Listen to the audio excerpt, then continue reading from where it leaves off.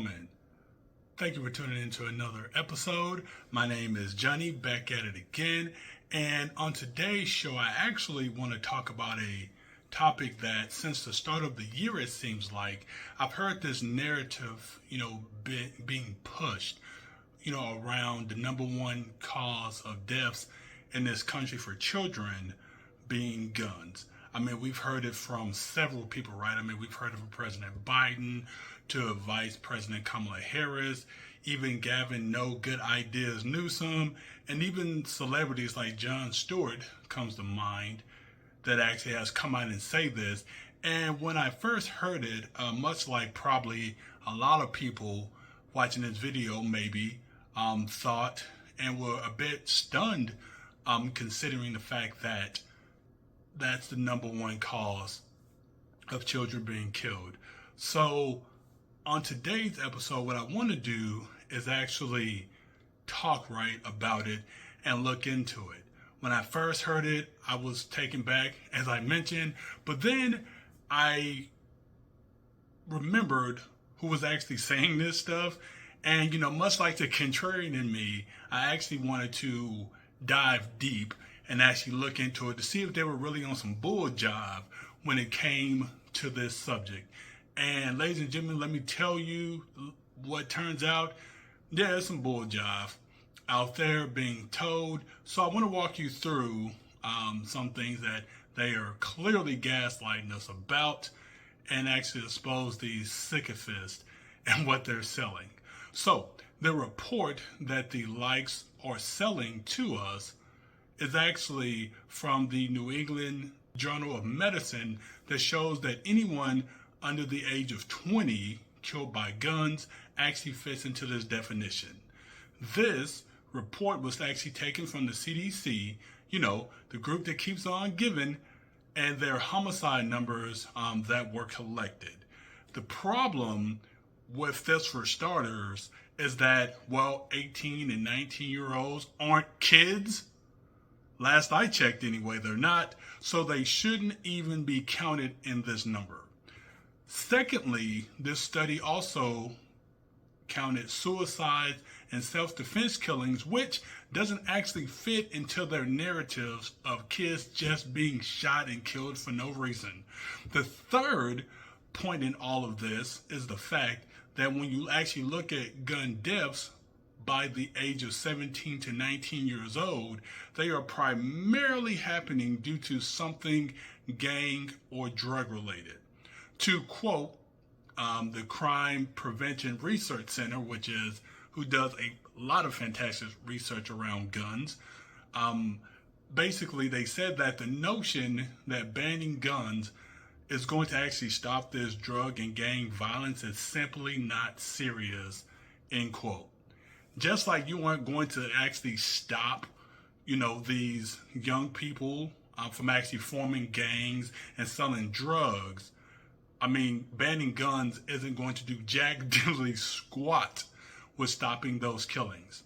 Matter of fact, most of those guns used by those actually young people aren't legal anyway. So banning guns just to keep them away from law-abiding citizens, which if they do that will leave us all defenseless against the same criminals that these actually statistics are made from. If you take those numbers out for the suicides and self-defense killings that children are killed by, gun stats that they're referring to gets cut anywhere from 30 to 35%, and that still isn't actually even including the 17 and 19-year-old gang shootings, which shouldn't be in the data to begin with. Now, for people out there who may be watching this and, are worried about the mass shootings and think that's a problem, well, looking back at data from 2019, I know it's a little outdated, I know, but unfortunately, stats and numbers don't get updated as quickly as we would like. But if we actually dive and look into that data, it actually shows that less than 0.1% of gun deaths are by mass shootings. I mean, matter of fact, most shootings are actually done by handguns and by an overwhelming number. So not the famous AR-15s that the media and the powers that be keep pushing. Even when you look at the homicide numbers done by guns, you would think that our country, in the United States, will be number one on that list, considering, we have this crazy gun culture, right? But check this out. America, or the U.S., didn't even make the top 10 when it came to countries with gun deaths by homicides.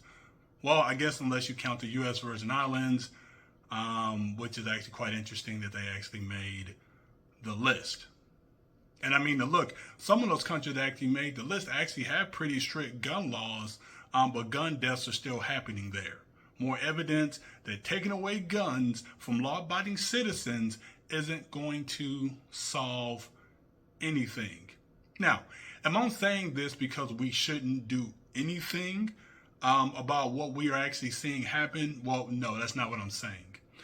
However, I just think that we just need to have an honest conversation about how we actually address this matter.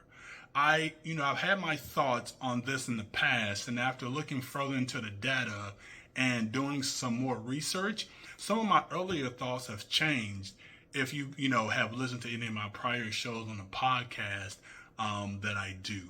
Taking guns away from everyday people, in my opinion, isn't going to stop any of this. And it's just going to leave us at the mercy of people who actually want to cause us harm and the federal government. That's right, I said the federal government. If you don't think that the federal government can cause you harm, or if you're one of those people who believe that what is your firearm going to do against the government if they come with tanks and all that stuff, you're missing the point. That's not the issue.